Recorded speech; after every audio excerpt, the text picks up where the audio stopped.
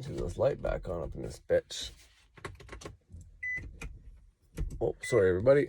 Anyways, so before I continue to go, yesterday one of my videos was talking about the candle using the elements for magic and all that, and then the wax is earth because it's made from material, and then I said when the wax is melting that's water, and then I talked about how the fire's on there, and then I said air, and I went to a more elaborate version of air being the wax at a high temperature boils, and we use the incense as air, and what signifies air on your altar, right? But even more important than that, once again, you can't see air, but you can't have a fire without air. So that candle has everything present. It has the fire that allows the air to continue going, right? It's using the air to keep going because, gasoline that makes the fire go better or whatever, anyways, your fire needs air.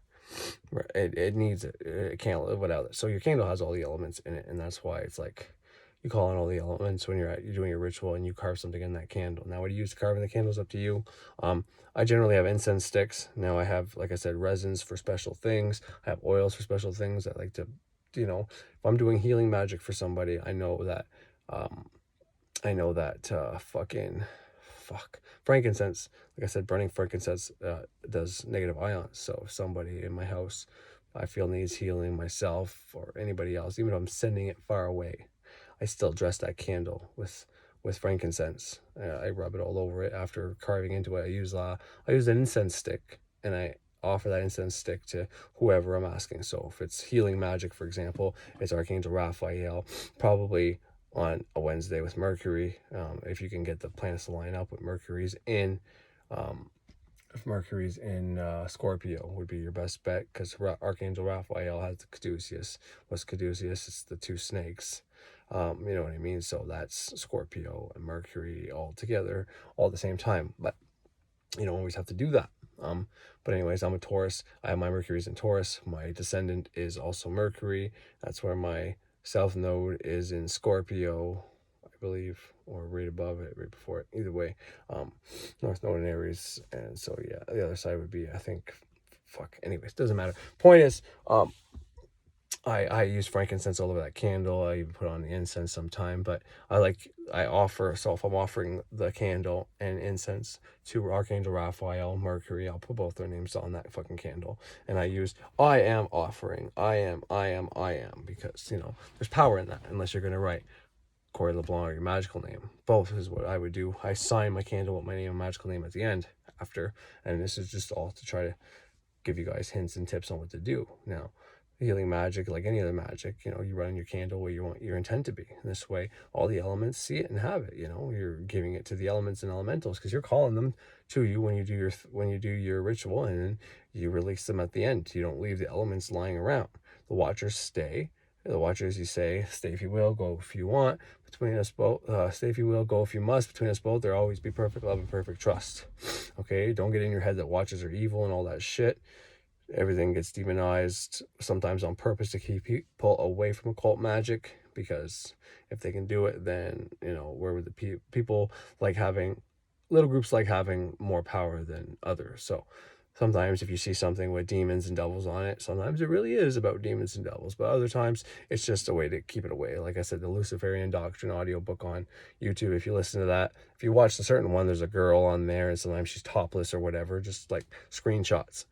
But, if you just look at that and you don't listen to the words, it's going to be like, what the fuck? But it's to keep the swine away from the pearls, You don't feed fucking pigs pearls or diamonds. You fucking feed pigs crap, because they'll eat the crap. They don't care if it's pearls or crap. They're just going to see fucking food and eat it. Just like somebody who can't open their mind or isn't depolarized, or it's not their time yet, is going to see that, and they're not going to hear the message. They're just going to see that and think it's bad. So that's why that's there.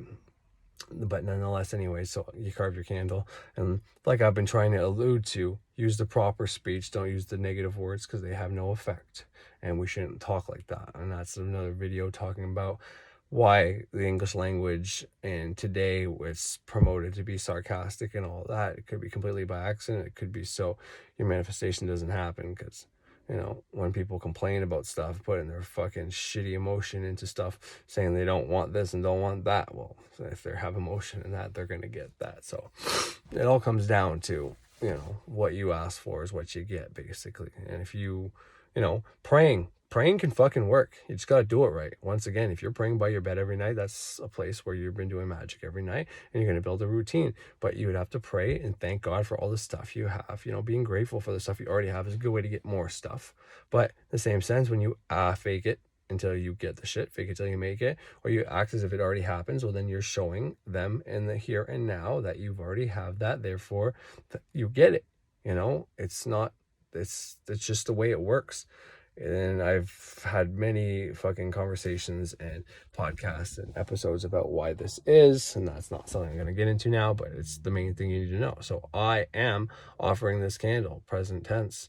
I am offering this candle to Archangel Raphael as compensation for the healing of my infection, throat infection that has been banished and replaced with healthy cells and healthy immune system to fight off further infections. I will be harm-free, so fucking mode it be Corey LeBlanc.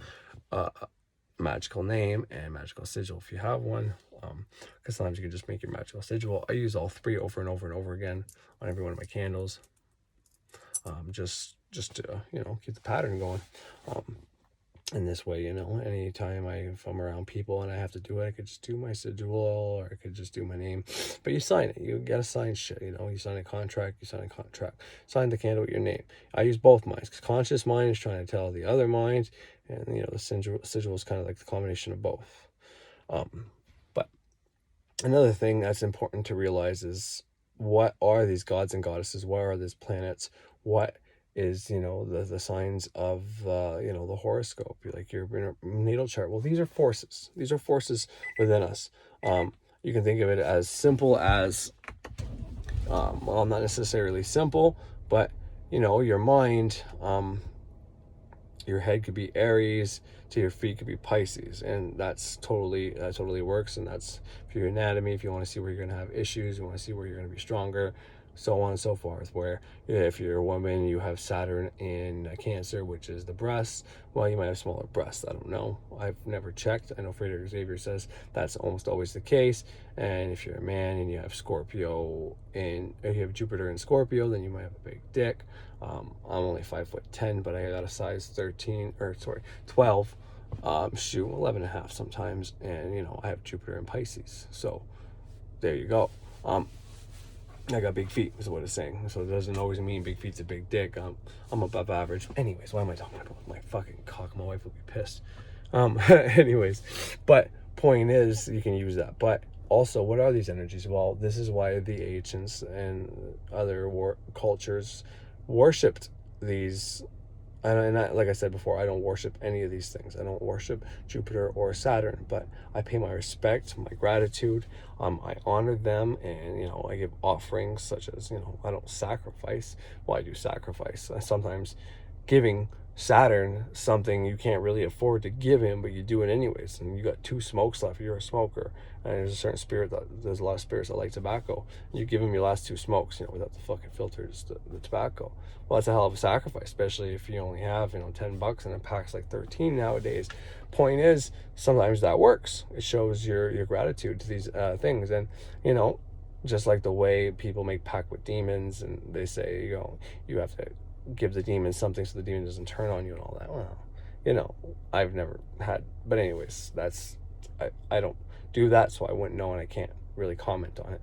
But when it comes to Venus, you know, the dark side of Venus could be dark. Well, maybe that's why they gave her Lucifer. Maybe that's why Lucifer changed. Lucifer Morningstar was Venus. But, you know, Venus to the extreme, to the point where, you know, all you care about is money and brand names and looking good. I've had that. I'm very Venusian. Like I said, my eyes are a greenish brownish color, which is earth. I'm a fucking Taurus is my sun's sign. So I'm very I've always been very athletic and very in tune with earth and all that. And, you know, and I'm the kind of person that, you know, I don't talk much until I open up, and then I can't fucking shut up. So I'm very much Taurus, and Taurus to the extreme, where I was at one point where if before work I had to work out so I can get my muscles pumped up. You know, I'd work out right up until like 15 minutes before work. And then the whole way to work, I'd be flexing, so I wouldn't lose that pump. So I'd go into work and people would see me as big as I possibly could. I did my own hair because I didn't want people to touch my hair, you know what I mean? Things like that. That's his Venus to the extreme, only having brand name clothes, and you know, you don't want that. Only caring about all material. Your Venus is unbalanced. I mean, it could be multiple things, but to me, that's how it was for me anyways. That's how I perceived it. You know, you can offer Venus a fucking candle and help ask her to let up on that shit. And it doesn't matter, once again, if you think Venus is actually a woman in the sky that controls those urges on you.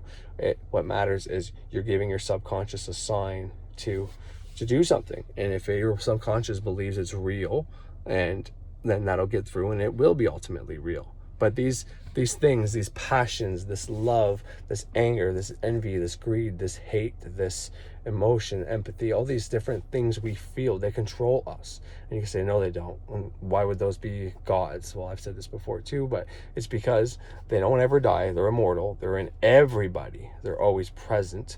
And, you know, they can be unbalanced. They can be balanced. And, you know, but by doing things like giving candles, offering offerings, asking them for something specific in the present here and now. You ask Venus to give you something on, you know, fucking Friday, Vendredi, Venus, right? And you know, she'll give you that lottery ticket win, man. I'm telling you, you know. But if you are addicted to some kind of addiction and you only want the lottery run to kill yourself some more with putting something in your vein or up your nose, well, don't be surprised if your subconscious blocks that, which is going to be another video coming up very soon, because I've talked about all the way the conscious mind can block that. And so subconscious blocking is also important. And I'll get into that sooner or later, but don't expect yourself. You'll probably win, but you probably won't win enough. You know what I mean? And that's there's a couple reasons why that could be, because everybody has a set amount of money in their mind that they can make, and it's kind of judged by your program, your parents, whatever, because sometimes you can manifest, you know, 50 grand, but then you end up losing 25 of it because you have this set 25 mark in your head, and you also have to get that removed. And I could make a video on that as well. I made it my own way. I know Frater Xavier teaches a class about this. He's talked about it a few times, and I've figured out how to do it myself in a way that it works for me, just like Birch's transformation sigil. He never really said how to activate it or anything like that, but just to use that. And I activate mine all the time. That one he uses with I think it's Saturn, Mars, and the moon, the triangle, upside down triangle, and then inside is fucking Pluto. I transform you gotta see what you're transforming. This is one of those banishing, invoking things. Transform this energy into this energy. You know, I will least no harm. And, you know, he gives a great example on why the triangle was used. The triangle sail was, I think it was the Vikings.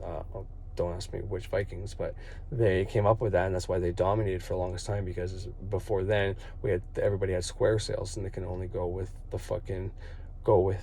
wind. But the triangle sail allowed man to be able to go into the wind and use the wind. You know what I mean? And that's kind of what you want to do with magic. At first, you're syncing up with the energies in your body, right? Some of them rule you, some of them you don't have open. Your chakras, however you want to look at it, they're not open yet, they're not balanced. You don't have the energy flowing through all of them equally. So when you start witchcraft or ceremonial magic, you're syncing this up with the earth. But with that has its own little problems. Those problems are better than the old problems you had, but you can get super horny in springtime. In summer, you don't have a great time. Fall starts coming, you start getting more lazy. You just want to sleep all winter because you're in cycle. You're in cycle with the whatever. You know, for women that stay outside too long, I hear that their periods syncs up with the moon. Just like when you keep too many women close together. My wife, even, she doesn't believe in magic, but she told me all the girls that sit around each other at work, all their periods synced up. I was like, no way. Because if you leave clocks that have the pendulum, eventually those pendulums will all sync up. There's something there, baby, and it's awesome.